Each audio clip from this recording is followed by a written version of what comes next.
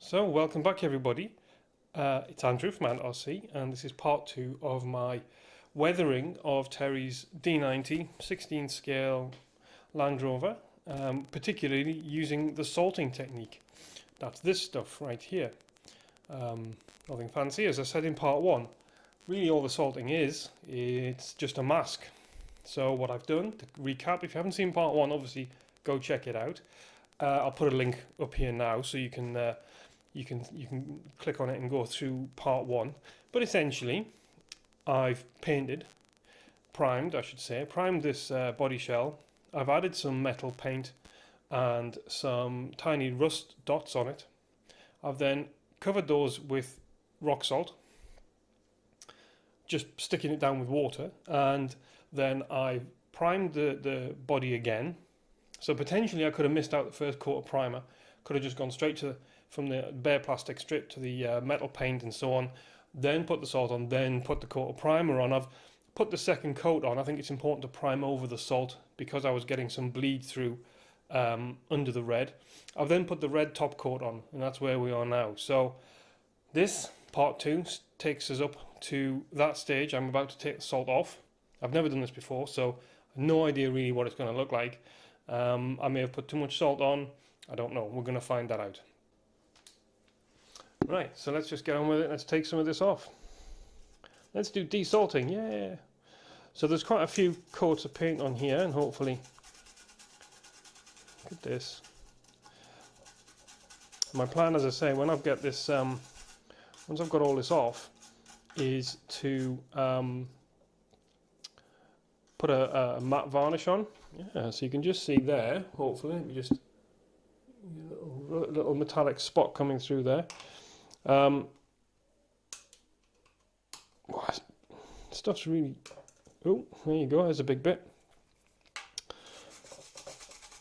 I'm not sure that this is going to be strong enough. Let's just see what I can break off with my fingers.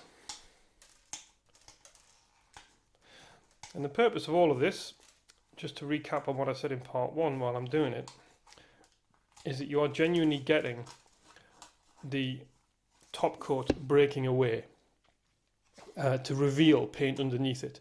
So unlike sort of traditional weathering on top, this hopefully I'll get an edge to the paint, and you will be, it's a bit more convincing as a sort of paint being stripped off through rough housing and so on.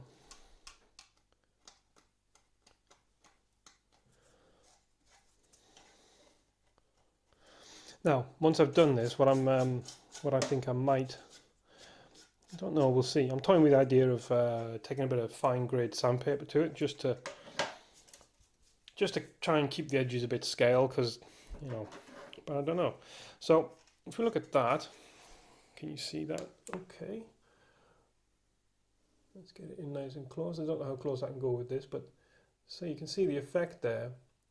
And you can see towards the lower edge, towards my fingernail here, you can see that there is very clearly a three-dimensional edge to the paint as it was wrapped around the salt, and it hasn't gone back down. It hasn't conformed to the bodywork yet, which I quite like.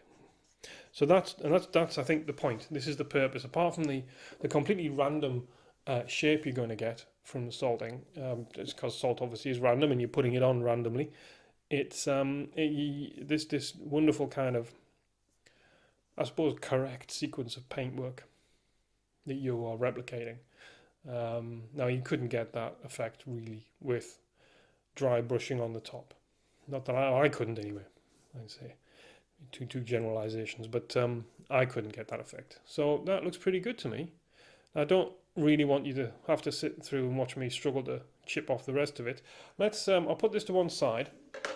As I say, that's had far too many coats of paint, really, far more coats of paint than the roof section here. So as I say, I'm going to take the salt off.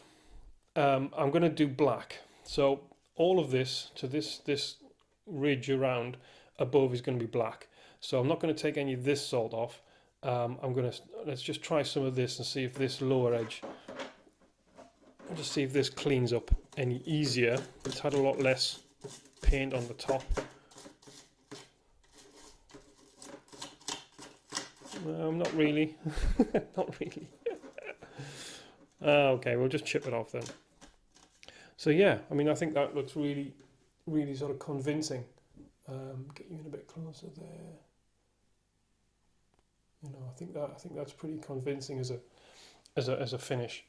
So, okay, so we'll cut it there. Right, and here we are. So after a great deal of scraping and scratching and generally working the salt off the truck, a number of, I mean, first of all, yeah, I'm impressed with it. It's quite a good technique.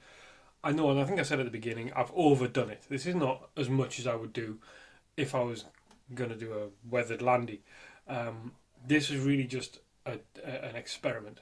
So I wouldn't have done as much as this. I mean, this is a fairly new model D90. It's not an old one anyway. So what I do like about the technique is the 3D effect, which is very pronounced.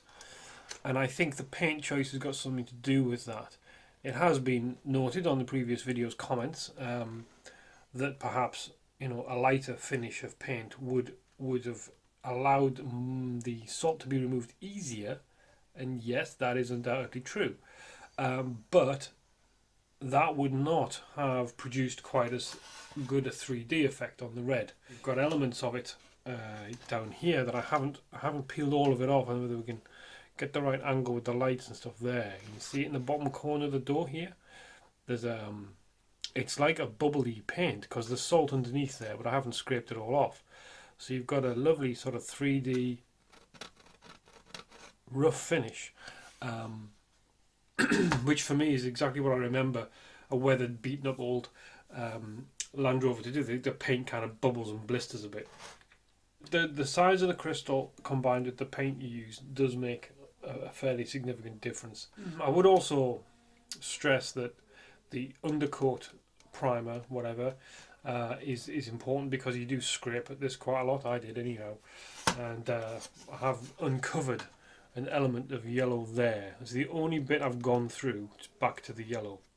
Other thing, when I chose to do the roof black, what I should have done is mask off before I sprayed the red. I didn't just kind of let the red overspray, knowing it was going to be black on top. But when I've taken the salt off, you can maybe just tell it has revealed a sort of red. Oops! It has revealed a red edge to a lot of the chipping, where the blacks come away a little bit more readily than the red has. So I've tidied it up as best I can, but there is still a lot of areas that are kind of got this sort of pinky thing going on. Because the red edges to the black chip. Like, I do like the sort of bigger areas, especially that have come off. There's areas of the bonnet, which, remember, I reprimed and then sprayed. But yeah, I mean, it's worked as a technique. It's working. Obviously, it looks a bit odd because it's kind of mint paint. Otherwise, you know, these wheel arches I've done afterwards because I forgot to salt those all together. So there you go, salting. It's a thumbs up. It's a thumbs up. It's a bit scary because it's random, but that's the point. Have a go, see how you get on. Let us know. Cheers, guys.